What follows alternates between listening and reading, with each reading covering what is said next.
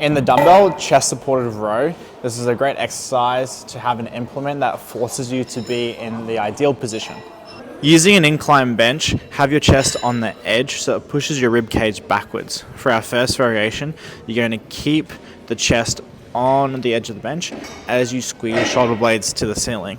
This is going to promote a bit more flexion or expansion in the upper back. So if you get a lot of tension through there, it's going to help stretch that area. And then we're going to strengthen the shoulders in this position. So for people that tend to lift their chest up too much or extend too much, we'll keep the chest on the bench. Now, vice versa, if you need to improve thoracic extension or upper back extension, you'll row and then lift the chest at the end. So using the implement or using that bench to row and then extend. So two very different movements here. One where you keep the chest on the bench and the other where you're lifting off at the top.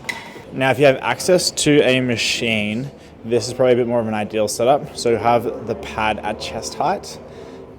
If we're doing the same variation compared to the dumbbell version, you'll keep the chest on the pad as you squeeze and pull, not lifting the chest off.